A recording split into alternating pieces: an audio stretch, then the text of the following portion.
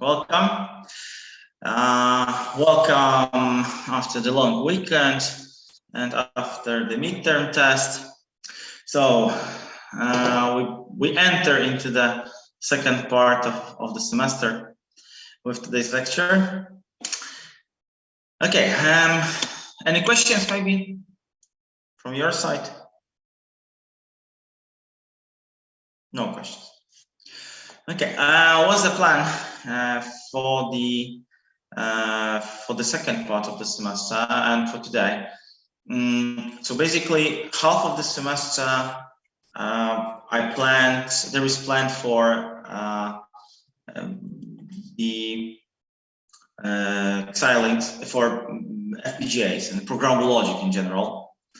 So we touched the programmable logic a bit during introduction to microcontrollers, and the plan is to this semester to extend your knowledge a bit. Maybe not on the lab, although I will see if we can do it. Probably we'll have some follow me here remotely. We will see how we do it. This is the last 3 lectures for sure about it. And before this, some auxiliary elements of embedded systems. So today we continue with wireless interfaces, the thing that we didn't finish previously. So ZigBee and Thread and LoRaWAN. So a couple of hints, ideas, and facts about those types of the interface. And then more details about pipelining in microcontrollers, at least roughly, maybe not in a very detailed way, but some material about it, some slides. Then we will have some DSCs as well, so digital signal controllers. We'll talk about them because they are also the option, and yeah, maybe some comments about the ERTAs, but if we have time only during the semester. So that's more or less the plan for the second part of the semester. Of course, it may be extended or modified slightly still during the semester. We'll see how it goes. Okay, if there are no comments, continue with the ZigBee, the interface itself. So we finished more or less in this place as far as I remember. So the options we have today in microcontrollers as integrated blocks inside the microcontrollers include the blocks supporting Bluetooth, and we talked about the Bluetooth previously, but they also include the more industrial type interfaces, and one of them is based on 800 to 15.4 physical layer, and they are 2 major examples of 2 major options we have today in the market. These are ZigBee and OpenThread. Both interfaces are basically delivering the layer 3 and 4 of the model, so the network and application layer. In case of ZigBee, we took the basic characteristics of it, and now few things about the implementation. So as with this kind of interfaces, same as for Bluetooth, we have 3 options actually to utilize ZigBee in practice. Option number 1 is to use a dedicated transceiver. Option number 1. So we have a microcontroller where there is a ZigBee stack onto the microcontroller implemented, and the MAC layer on inside the microcontroller, and then we have some transceiver, more or less universal transceiver. Then we have transceivers in the market as well with this layer inside. So the microcontroller needs only to implement the ZigBee network layer and the application layer. Such options are also available on the market. And option number 2 is to use the dedicated module, not a transceiver, but rather the transceiver integrated in some into something larger, so into some module which we can solder to our PCB board and utilize. To be honest, today the number of Zigbee modules we have on the market is far lower than the number of Bluetooth modules available on the market. Because in case of Bluetooth, we've got rich abundance of options, abundance of modules of various sizes and shapes. In case of Zigbee, this is one of the modules that is, to be honest, non-existing anymore on the market. It was Magnetic before, then it was acquired by Atmel, and then they simply stopped delivering it.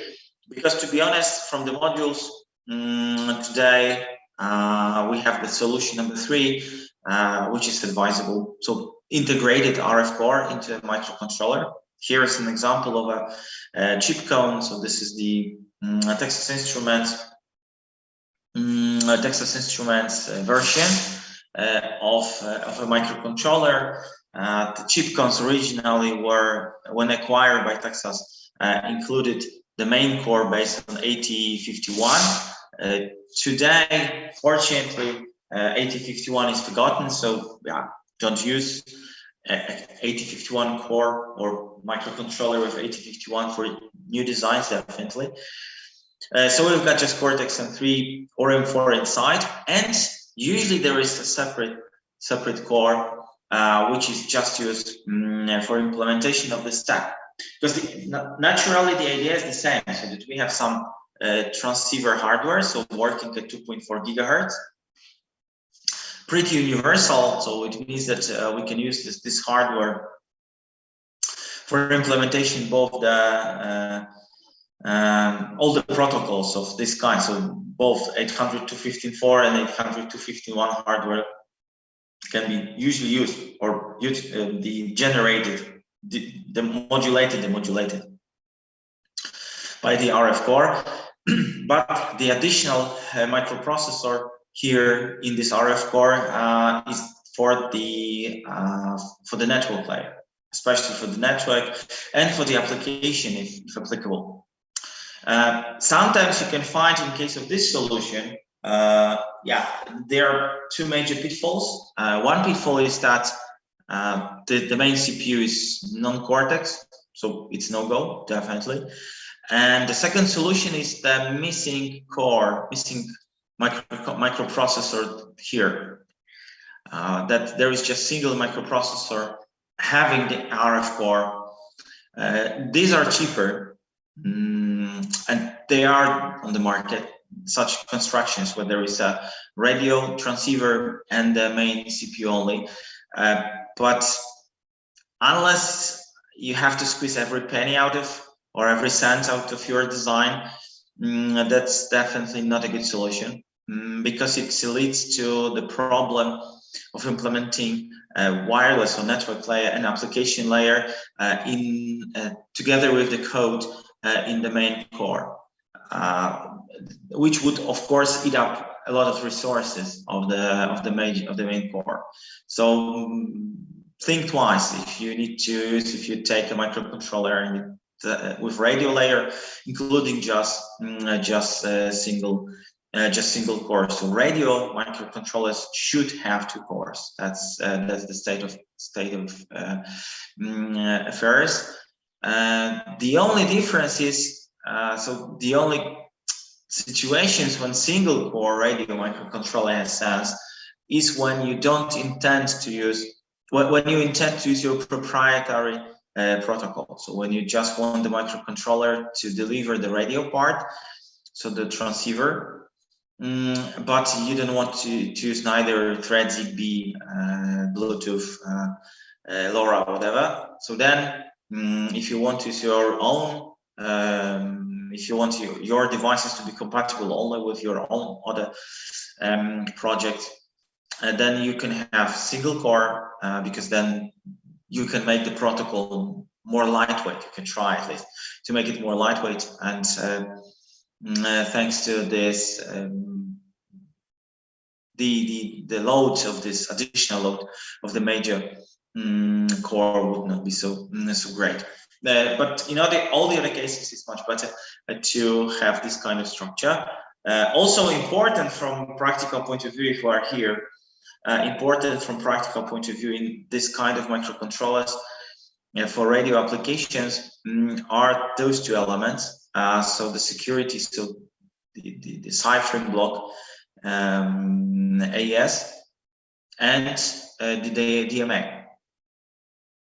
Both of these things are necessary when we talk about the radio, because we talk about usually, especially if you want to go into internet.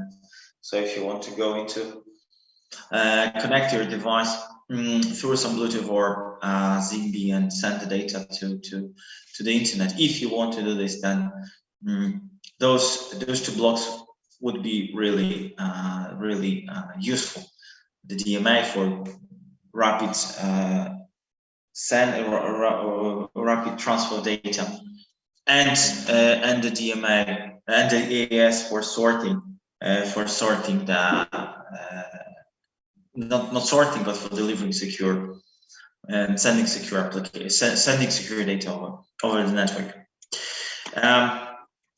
Good. What's special about the thread and open thread comparing to Zigbee? To be honest,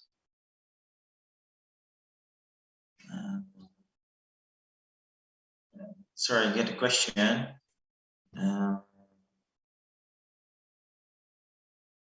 Yeah, in case of certifications, normally, if you get answering to Jakub's question on chat, if you want to include the radio, you should. Normally, the modules are delivered with certificates, with CE certificate.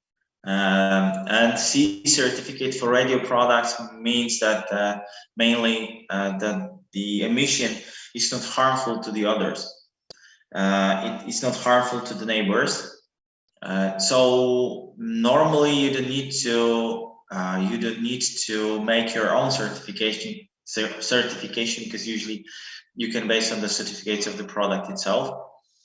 But of course, as a ready product, if you want to sell it in a larger number of units, then some sort of expertise here would be some sort of measurements here would have some sense, especially when we talk about the radio products.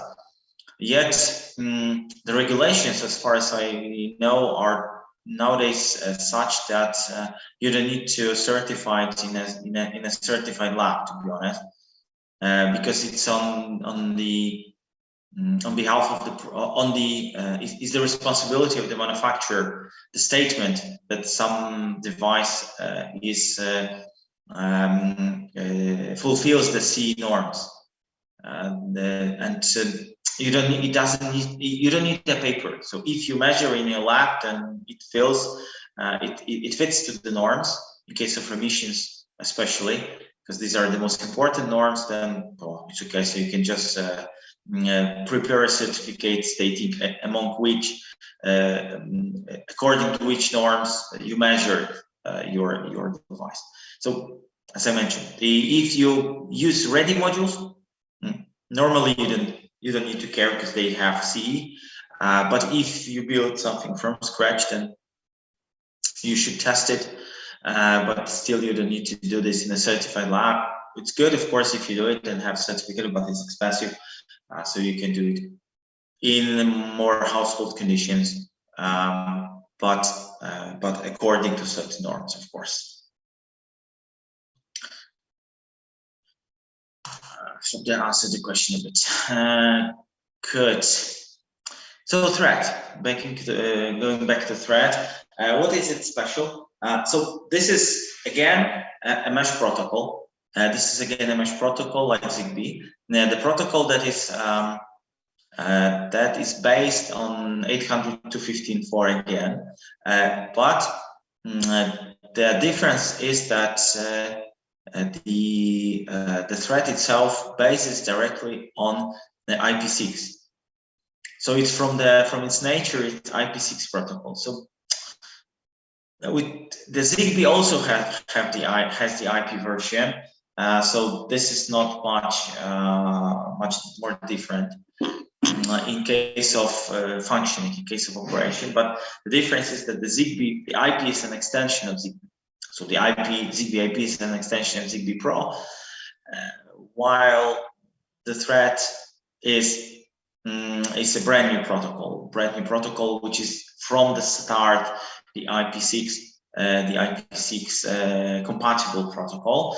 Of course, the idea of having the IPv6 protocol is to make it easier to integrate to blend in our network into the Internet of Things, because then we have the idea is to have to use, of course, different hardware, because there is a 2.4 gigahertz radio used, but the frames and the addressing space all fits to the cloud, to the internet cloud. So it is very easy in case of thread to pass the frames between an internet and the Internet of Things. That's the basic idea. The main protocol used for delivering the frames between the ZigBee, between the thread frames and the internet is the IP6LoWPAN. It's the 6LoWPAN protocol.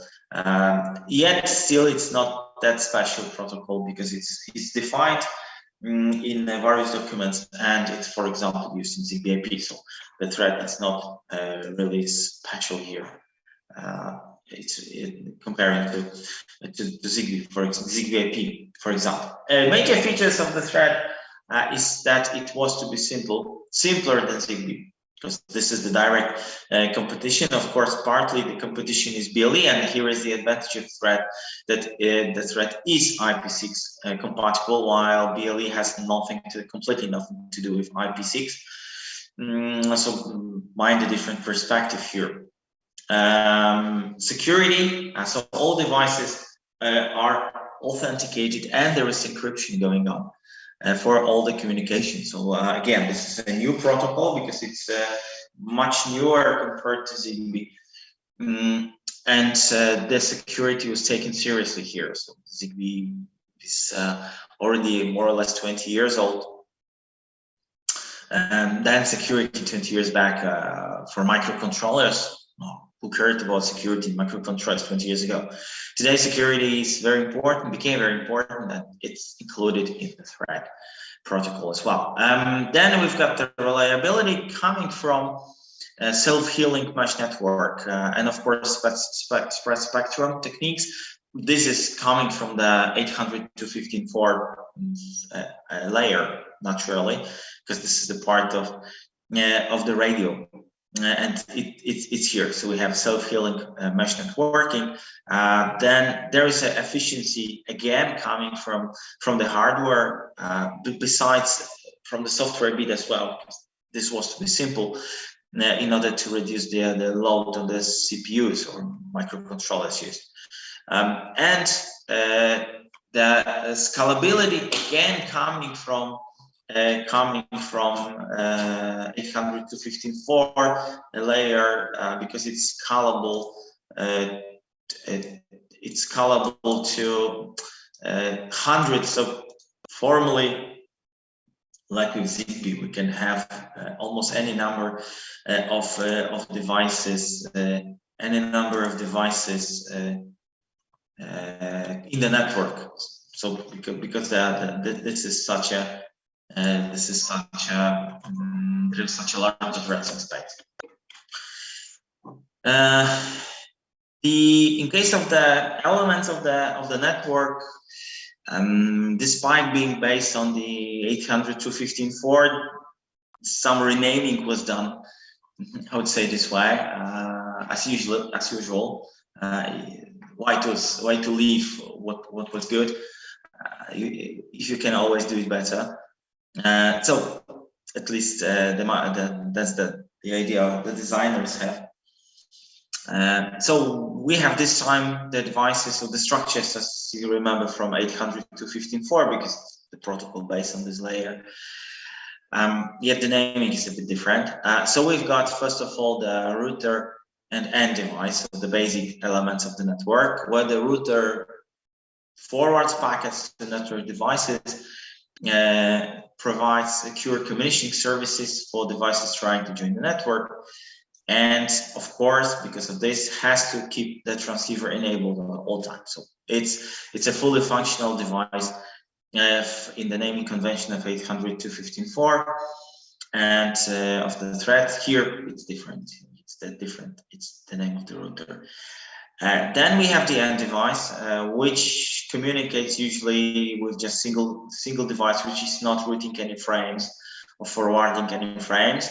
But the idea about the end device is, of course, that it can be switched off. So it can be switched on only for the very minimal time necessary for the data transfer. So these are two major elements coming from directly from 802.15.4, but we have additionally 4 additional types of devices that we can classify. So we've got the router belongs to the class of fully thread device with which can have a version of router eligible end device as well. And in case of, and we also have a class of a minimal thread device, where we have this end device which can be minimal and sleepy as well. So minimal end device is the transceiver being on, but does not need to pull messages from parent, but sleepy end device is normally disabled and waking up when necessary. So honestly, just a different model of the same. And formally there is a FAT, MET, SAT, okay, there is, but I wouldn't say that's important, to be honest. More important are those 2 classes of routers, those 2 types additional. So the border router and the thread leader.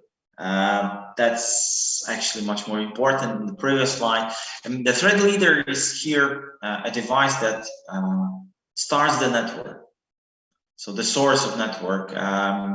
The thread leader is responsible for managing the set of router in the networks, aggregating and distributing network-wide configuration information. And there is only one thread leader in each thread network partition. And interestingly, it works this way, and this works really beautifully in thread. Then, because there is a device that starts the network, so then it becomes natural thread leader by starting the network, and this is its network role, so you can check it always. But if the device disappears from the network because it's switched off, stolen, or broken down, then one of other routers takes this role. So there is always a thread leader available in the network. So this is pretty automatic, and it really works pretty nicely in thread. So this is an extension of the idea of 802.15.4, this thread leader. So this is a router, but of special type of router. But again, if it disappears, then its functionality is taken over by another router present in the network. So it's more or less about the network configuration that is sent, aggregated, and distributed throughout the network, this mesh networking. And the second of these special tapes, we met it already again with ZigBee. This is the border router. The border router is a device that is having a thread connection and connection of other tape, like Wi-Fi, like USB, like Ethernet, whatever. Like you are given, so because the border router can have any, on the other interface can be of any tape. And the major the major functionality of the body router, as you can imagine, is forwarding the information out of the network. So from our domain of thread to the internet, because that's the major functionality. In one device, so we have, in case of thread, so this is not coming from 800 to 15 forward. There is a 64-bit addressing, but it's coming from the thread itself. Is that there can be just one leader together with 32 routers, and each router theoretically can have up to 500 end devices. So as I mentioned, this network can be, to be honest, maybe not infinite, but I can hardly imagine a network with so many devices within within the range of one router. Remember that in this 2.4 gigahertz bandwidth, we've got very strict power limitations. One of the things about the CE is that we stick to these power limitations with our design, and because of the power limitations, the devices have to be pretty close to each other. So this is 2.4 gigahertz of the ranges within meters, maybe tens of meters at most in the open space. So 500 devices within such a radius. Not really practical. But yet, these are the limits, 132 and 511. In case of the addressing, and this is one of the things that we have special about the thread, is that the addressing is the only addressing used is IP6. So we don't have this 64-bit addressing, which UUID addressing, which we have in ZigBee. Here we've got from the start, we've got this the 64-bit addressing still, but all the addresses are compatible with IP6, which means that we've got the local, link local, mesh local addressing, and global scope as well. Link local addressing consists of the FE80, the first word, and then we've got zeros. In case of mesh local, we have FD00, the addresses, and then the rest. But that's what we have. Devices have unicast addresses as well. Yeah, which means that we can send the information to all the devices around. So because it's a unicast, so very simple. Of course, every radio protocol has something like this. Here it is done with the use of the thread of the IP6. How does the operation goes here? So of course we start with the starting the network. So the network is started by the thread leader, and then other devices join the network. This is the network which works on a certain channel. It's like in ZigBee because it's the same radio layer. So we have defined channels. So of course it doesn't have to be honest, in 2.4 gigahertz window, because formally we have 11 channels available in 10 channels available in lower frequency ranges. So one channel in 868 and 9 channels in 915 megahertz. Sorry about window. But anyway, that's the network coordinator from ZigBee, here known as thread leader, starts the network, and then a device that wants to join sends a beacon request on a specific channel. That's important. In a specific channel, that's how it starts. So we have a specific, because the device has to know which channel the network it wants to join is. So the device then in a return, any router or this router eligible end device broadcast beacons with the PAN ID with the thread network ID and the network name. And then the device can of course, if it doesn't know the channel, then it can ask for in other channels and check for the existing networks. If this is if it knows precisely the channel, then this network discovery is done, so that it got the response. And it means that there is a network with such name at the channel that it tested. Creating the new network is again the thing that is pretty common among all 802.15.4 based interfaces. So there is, first of all, a least busy channel selected. Should be, of course, we can try to fix the channel and say that our network will always utilize channel 15, period. But normally we should test, so the thread leader, potential thread leader, should test the channels for noises and choose the least busy channel.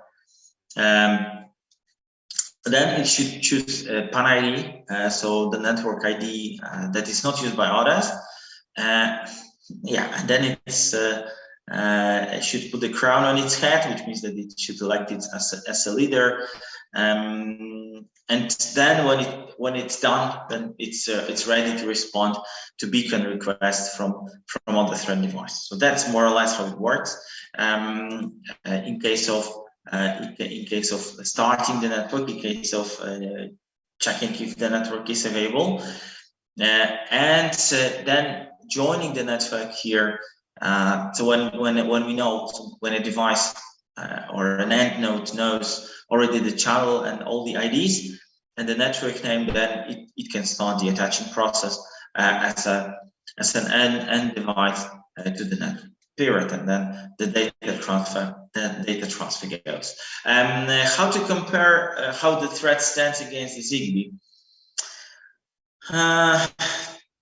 Yeah, thread is newer, definitely. So it's 10 years newer. So first revision of ZigBee is 2005, and thread is 2015. Therefore, it has slight improvements over thread. But to be honest, it's not much of a difference. To be honest, it's not much of a difference. So you can read it now or later to see that the differences are really vague. So they are both very similar interfaces. The difference is really in addressing. That's important difference. But in case of ZigBee, also we have the ZigBee IP stack with the border router functionality and with the IP addressing within the network. So then, not really much of a difference, to be honest. And I haven't seen any, from my perspective, I haven't seen again any significant differences in the functioning, in the operation, and in the implementation of both protocols. So which protocol would we use is a matter of preferences. So if you like the name, maybe, or the colors, because the thread is more blue, the ZigBee is more red. So maybe if you like red, you should implement ZigBee, and if you like blue thread, or the problem you have if you like violet, which to implement, that I know. They are those devices generally compete. So don't forget that both those protocols compete against each other.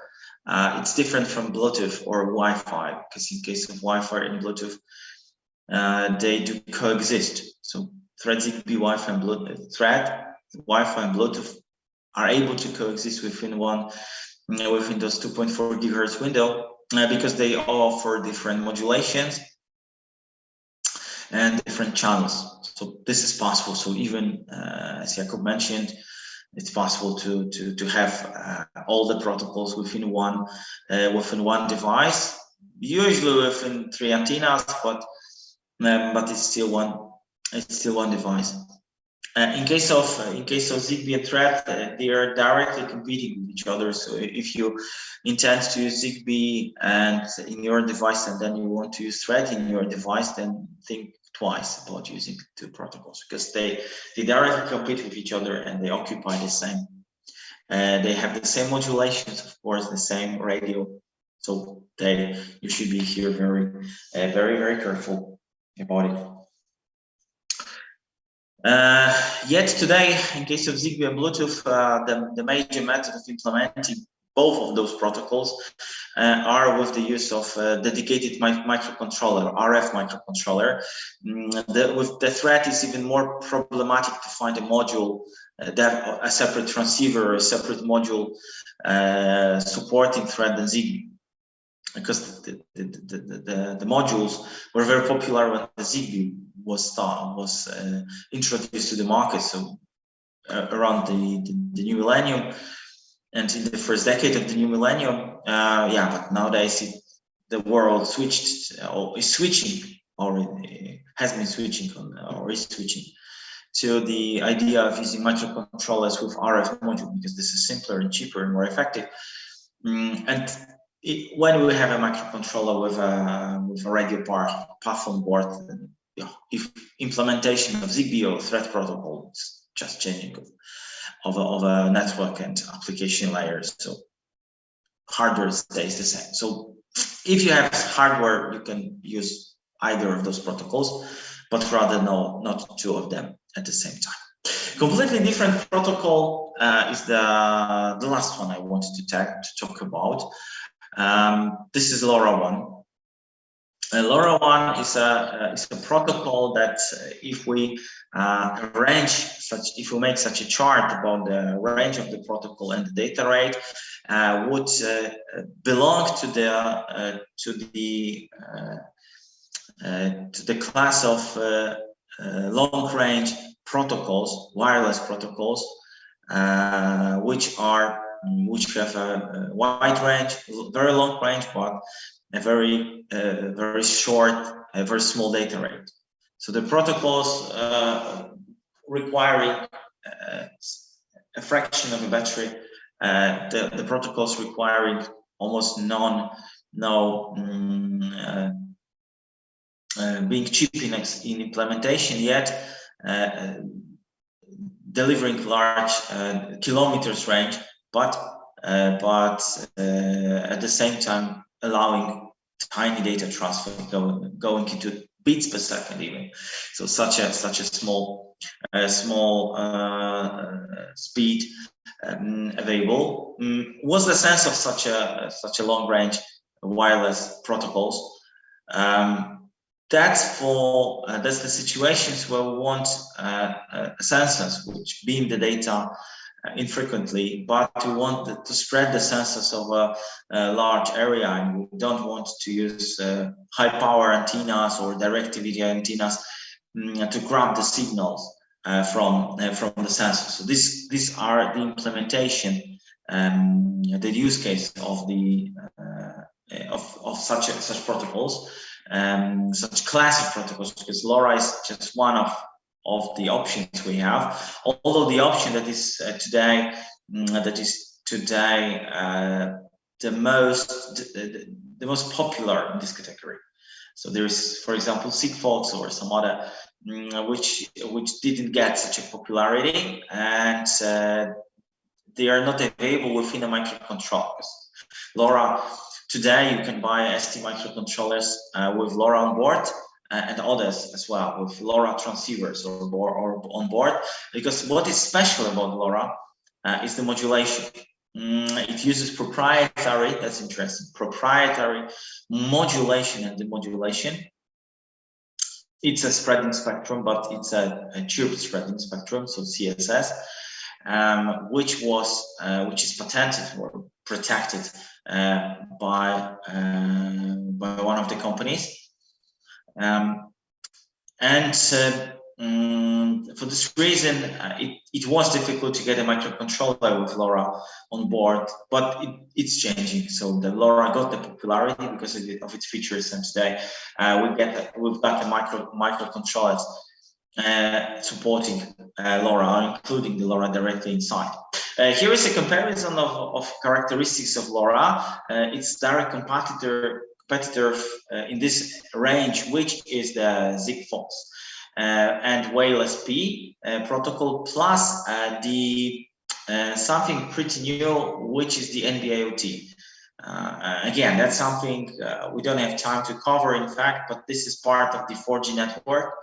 4G and 5G, because like with the Bluetooth, the Bluetooth SAG group decided that, okay, it would be nice to stamp into the mesh network, and they designed the Bluetooth Low Energy. Thus, the groups working on 4G and 5G GSM, so mobile networks, they also found out, okay, maybe we'll try to deliver some solutions for Internet of Things integrated into the infrastructure of mobile networks, and that's how the Cat-M1 of LTE appeared, and the NB-IoT, which is the also the simplified version of a mobile network for use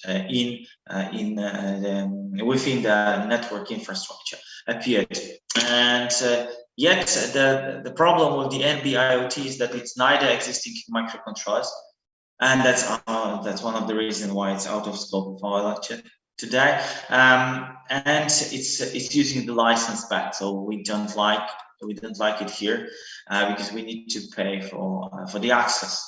And the problem is as well that we need to. It's not available everywhere. That's also the problem. So directly compatible today are the LoRa Sigfox and less popular WaveLSP. All are working in ISM band, but all those protocols are proprietary. So in Sigfox, it's not revealed what kind of modulation is there. So it's so secret, such a secret. Yet the Sigfox has problems. So the question is, if the company survives. I read about problems in January, so they were looking for some investor. Sigfox itself, so the business model didn't pay out, although they are newer, because normally the Sigfox is newer than LoRa. It has some support in microcontrollers as well, yet LoRa, it's longer on the market and it's still there, so probably it will survive. And Sigfox is so new that it wanted to be better, but it seems it's having some problems. We'll see if it survives. Let's take a look at the parameters of all the networks. In case of the band, it's ISM modulation not known. In case of Sigfox, rate that we can count from 300 bits per second, 300 bits per second to 50 kilobits per second. It depends how fast you want to transfer the data and the expense of the speed of transfer. You lose the range. Because the range is up to, take a look, up to 45 kilometers. Here it's 50 kilometers. Here it's just 2 kilometers. It's still wide area, a long range wireless protocol, but it's just 2 kilometers comparing to even 50 kilometers in case of the LoRa and Sigfox protocol. So fantastic. In practice, I heard about exceeding 10 kilometers in straight line in urban area, which is pretty nice outside. It's pretty amazing to see a small module available to obtain data with no antenna at all, or just a simple wire obtaining the data from 10 kilometers. To get this, those protocols work at lower frequency range. Take a look. So we talk about the sub-gigahertz bands here. So no chance for 2.4 gigahertz. So it won't be possible to get with this power allowed transmission power and battery consumption the kilometers range at 2.4 gigahertz. So we need to get below. In Europe, the LoRa 868, in USA 915, in Asia 433. So it's really interesting that each region has different frequency range used. Yeah, we haven't finished yet, so a couple of more slides about the LoRa, about the network structure, about the functioning, and about the options we have in case of microcontrollers. But let's have 15 minutes break. After the break, we'll get back to this subject.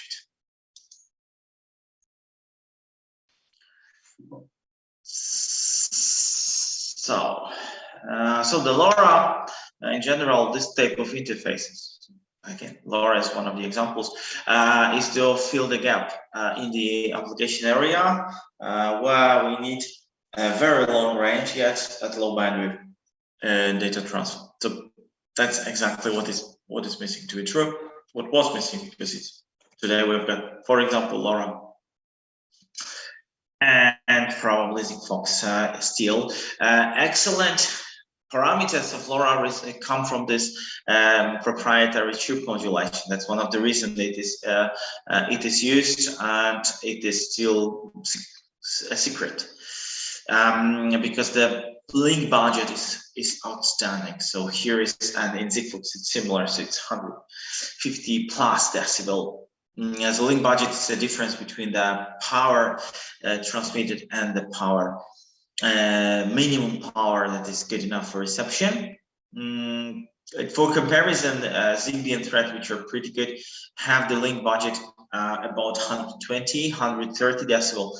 In case of Bluetooth, we talk about 100, more or less 100, 110 decibel. So that's outstanding. It's really outstanding. Those additional 20, 30 decibel gives us this kilometer long distance. Yet the disadvantages of the LoRaWAN is very low speed coming from a very low duty cycle. The regulations about the LoRa are to occupy just a fraction of the bandwidth available. So even if the netto bandwidth throughput is larger, but the single node is allowed to transmit for just a small fraction of time. So absolutely no streaming, no audio data transfer, this kind of stuff. So it's only for bursts of data, short data frames. That's it. But the good thing about the low duty cycle is, of course, is very low power requirements, because we are allowed to transfer every second or so. Then not much energy is necessary to do so. In case of LoRaWAN, the LoRa is inside the LoRaWAN itself. It's because the LoRa there are two things. There are LoRa where you can take two microcontrollers with LoRa's on board and connect everything together, so make a point-to-point link, kilometer ring, that's okay.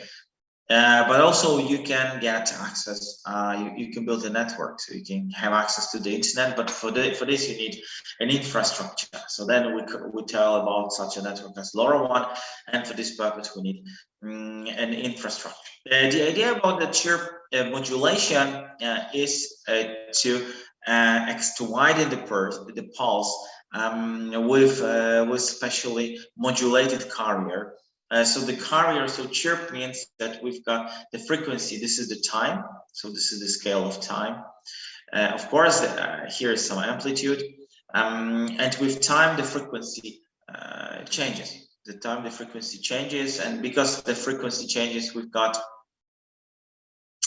our short pulse is extended below the noise level. So this is the before the spreading spectrum, after spreading spectrum. That's how it looks.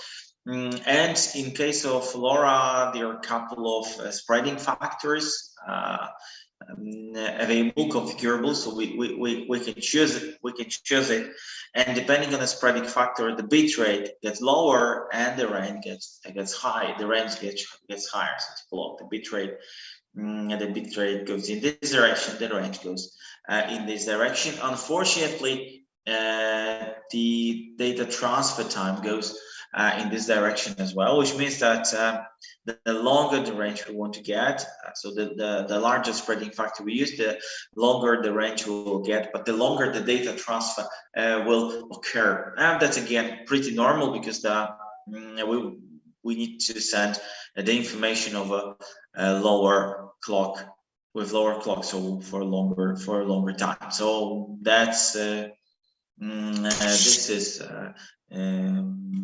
that's a trade-off we have to decide during the design and development, how it which values to choose. So the data rate, the spreading factors depends on that. So there is uplink and downlink versions with various bit rates and maximum user payload size. Take a look. So to keep the data transfer not too long in the DR0 configuration, the payload is as low as 11 bytes. So if you want to get the most range out of your module, so then you have to agree on transferring just a couple of bytes. Yet many situations it's still fine. So transferring some simple information, that would do. So LoRaWAN topology requires gateways. Gateways connected through the network server to various application servers. So then, so the LoRa is LoRaWAN itself it's more complex infrastructure. So then we can build the whole network of sensors and actuators of a very long range. Yet we need this part, so network gateways, network servers, and application servers to support all that data being transferred back and forth to the nodes, to the end devices. So the LoRaWAN requires some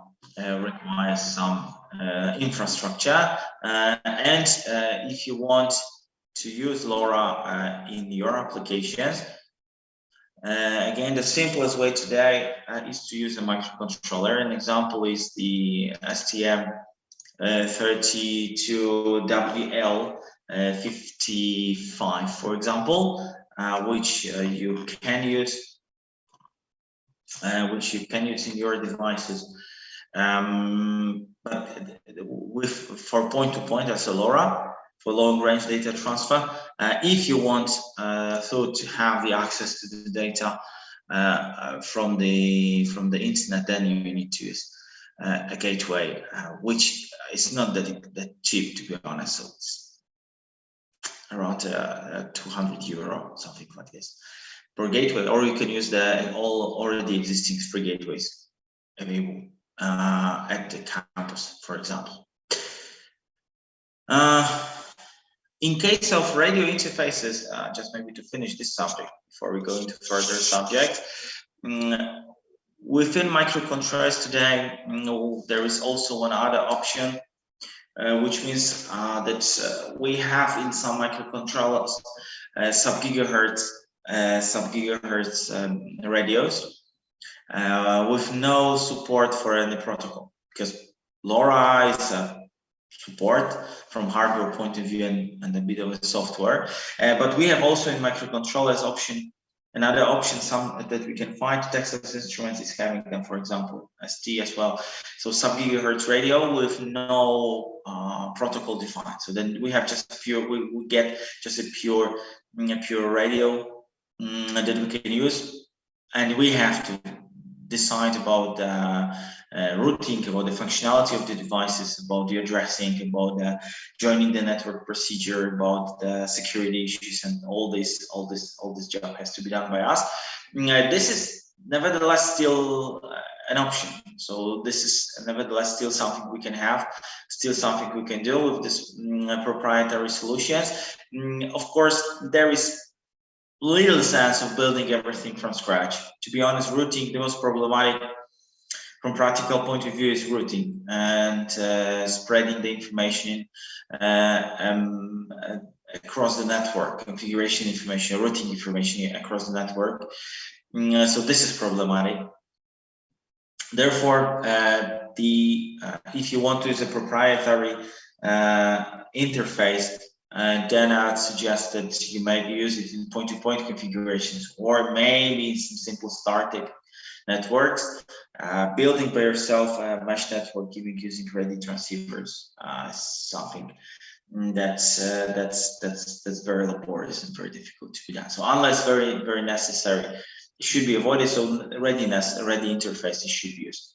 Here we didn't mention about the Wi-Fi, which seems to be very important and very interesting communication interface.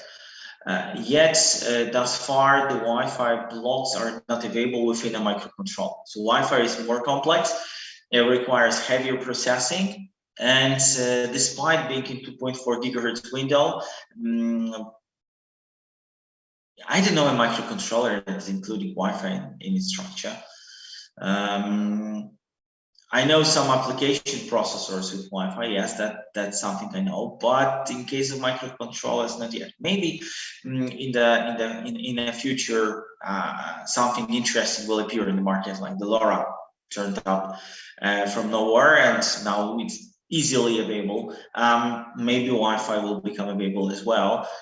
At least the simpler BG versions, maybe, and we will see. Thus far, it's not that simple. So the only way you can use Bluetooth, you can use Wi-Fi today in embedded systems, is to take a module. With translating some SPI to Wi-Fi or some USB to Wi-Fi, because these kind of versions are pretty available today.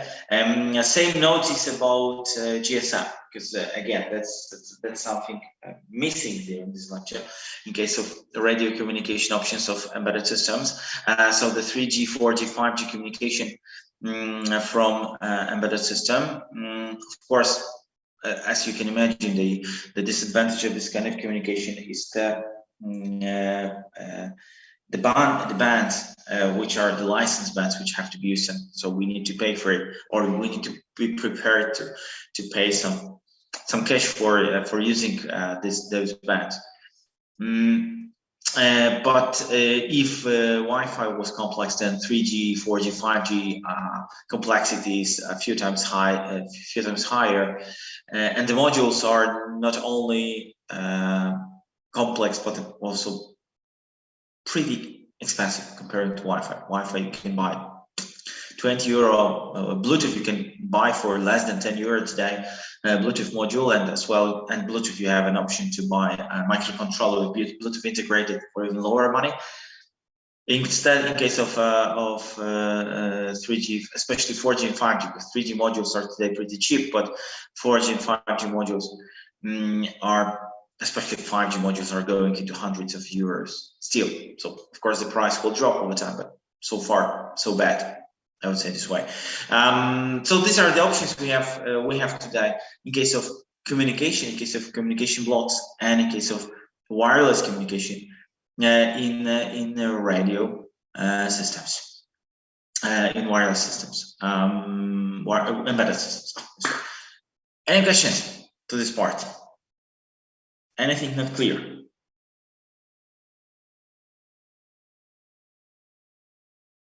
Everything clear. So let's go further. Advanced issues. A couple of things from this advanced issues I chose for you for this semester. Pipelining. So we talked about pipelining. So it was with us the pipelining since introduction to microcontrollers, in fact. Yet now in a bit greater details how it does work, and some example. What's the basic functionality and what's under the hood, in fact, of most of the microcontrollers we've got today, most of the microprocessors we've got today, because the pipeline is about microprocessor construction, not about the microcontroller, of course. So the pipelining, the idea about pipelining is to keep the microprocessor, all the elements, all the blocks of microprocessor busy all the time, or for most of the time. Here, in order to keep the microprocessor busy all the time, the functionality, the operation of the microprocessor is split into stages, and each stage is usually processing different instruction, and that's the matter of the success. That's the matter of the success. The pipeline depends on the microprocessor, because we have different we can have different constructions and there are different details, but the general model which gives us a more or less understanding about how the pipeline can be implemented in the microprocessor, you can see now on the slide. What is there? So we've got 5 stages. The IF stands for instruction fetching stage. The instruction fetching stage, so this is the first stage of the operation. The stages are synchronized. So the gray blocks are, let's say, kind of flip-flops or synchronizing element. And we've got the instruction fetching, then we've got the instruction decoding. So this is stage number 2. So this is 1, this is stage number 2, and then we have the execution stage, then we have the memory write stage, and then we have the last write back. So we have all the stages of the microprocessor, so all the operations of the microprocessor. So first we take the instruction. The instruction is taken from the instruction memory with the program counter being an index here. The program counter is automatically incremented normally, so we have this path normally of automatic incrementation of the program counter. So for this processor is +4 because it's it's one of the ARM cores with ARM instruction set. It can be a variable, this number, depending on the microprocessor. Or there is some other input coming from arithmetic logic unit if the branch is taken. So if there is a branch jump call, then the multiplexer, this multiplexer is switched to a certain position, and then instead of automatic increase of program counter, we've got the new address being uploaded into the program counter. And then indexing different areas of instruction memory. Then in stage number 2, there are instruction decoding. Instruction decoding in general means that the data are being prepared for further execution. So in this sample microprocessor, the data are available as basically as registers. So the registers are indexed depending on the need, or we have a number, or we just have a number which is taken as an input data. And then or we take a program counter, because we have a part with a program counter which is then used for some kind of calculations, maybe used for some kind of calculation.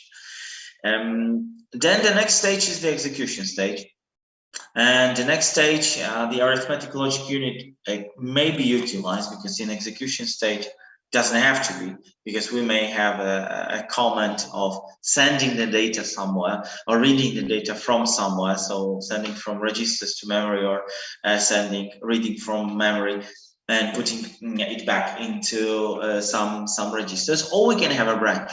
That's it. Of course, we can have, maybe not that's it, because of course we may have some calculations that need to be performed, or some logic operations like ANDing, ORing, or complementing, whatever. That's anyway the execution stage. In the 4th stage is the memory access stage, a separate stage for accessing a data memory. And here in this stage, we can either directly address the data memory, we can send something to data memory, but we can also, so these are those arrows, but we can also read from the data memory. We can read back from the data memory. And then the last stage is a write back, which the write back itself writes back the result, because it's the result is, take a look, the result is, yeah, this is this path. So that's where we have the result. So either the result or some content of the data memory is then written back to the register bank, because this, again, this is this path. So it's written back to the register bank. So we've got 5 stages doing different, so gradually processing the instructions. So that's, as you can agree, or as you should agree, as these are the stages we encounter inside the microprocessor. And the idea about the pipeline is to make the stages process, because this is what I described is the one instruction, the processing of single instruction. And the idea of the pipeline is, of course, to make the all the operations, all the elements of the keeping all the elements of this pipeline busy all the time. So to have the situations like is shown here in CC5, where the first instruction is fetched, because this is IM is fetching from instruction memory. IM stands for instruction memory, but this is the instruction fetching stage. And then we have the instruction decoding, so preparing data of registers. That's why registers here. Then we've got the execution. Instruction number 3 is executed at the same time, so it's processed at the execution stage. Instruction number 4 is memory accessing, which is the data memory being accessed here. And in the phase 5, the instruction number 5 is sent to registers. So with this kind of functionality, so if we keep all the pipeline busy all the time, as you can see, we can speed everything up by as many number, as high as the number of stages we have. So if we have 5 stages like here, theoretically we can speed the execution 5 times. If we have a 3-stage pipeline, theoretically we can increase the performance 3 times. If we have 7 stages, it should be 7 times. Yeah, that's the theory. In practice, sorry, that's not that simple. Where is the problem? Or where are the problems? A couple of problems exist in case of pipeline. The major problem, so again, let's take a look at here at this cycle when everything is running. The first problem that we have with pipeline is that the first problem is that we want to access the instruction memory, the registers, and the data memory at the same time. Completely at the same time. Yeah, it doesn't seem scary. It is scary, but why? In von Neumann architecture especially, there is a common bus. A common bus means that when we want to access the instruction memory for some instruction, then we are not able to access data memory because the bus is blocked. Which means that, for example, the IM, if IM starts here, then DM must start with some time shift. So it's not instantaneous access, at least in von Neumann architecture. For this reason, this kind of configuration is available. This kind of functioning is not available in von Neumann.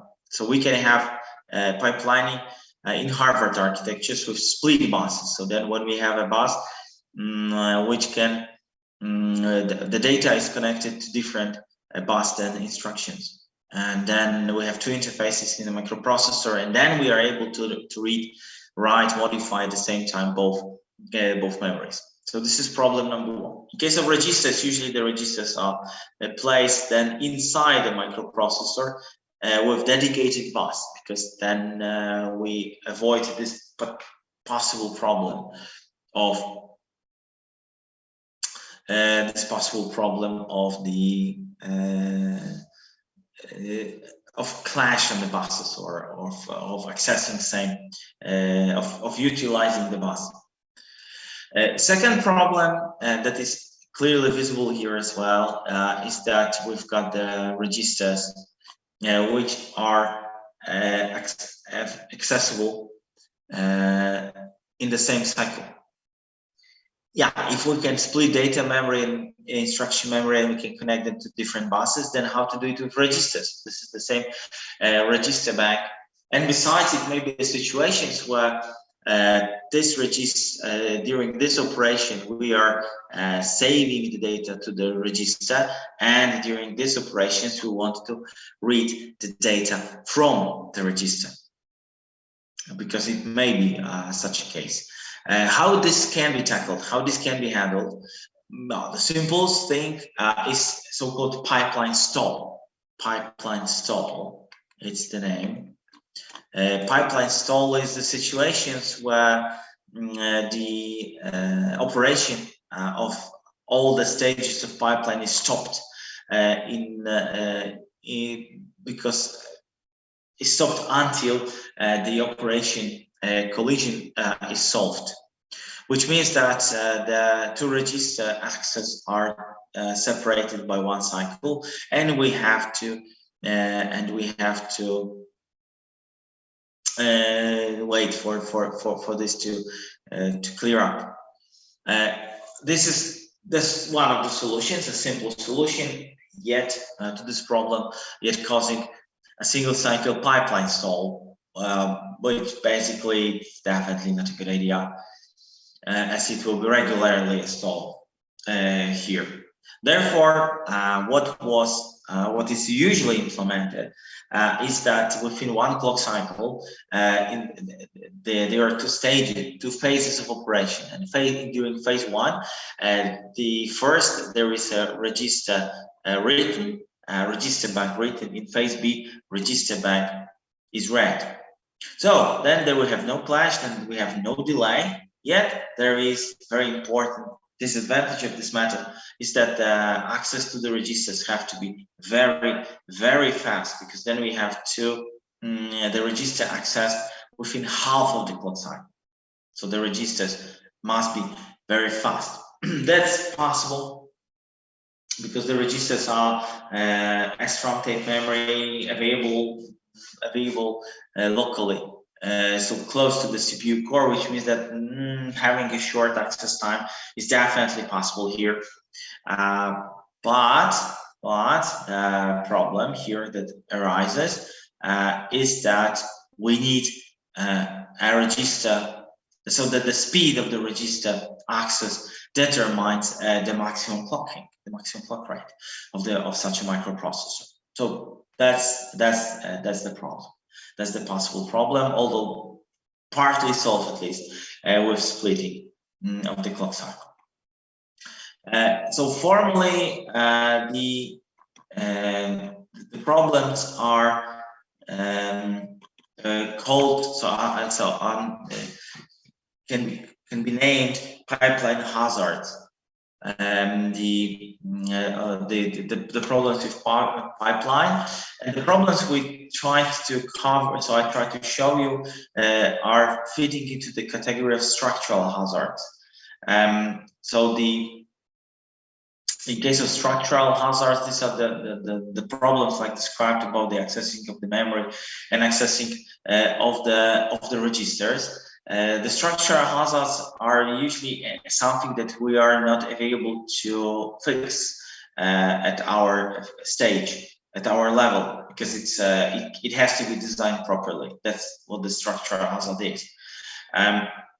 The second type of hazards we have an influence on, and second and third type, because there are two more types of the hazards possible in the pipeline problem. So these are data hazards and control hazards. Data hazard is the necessity to wait for data to be processed. So the idea about the data hazard, the possible problem, is that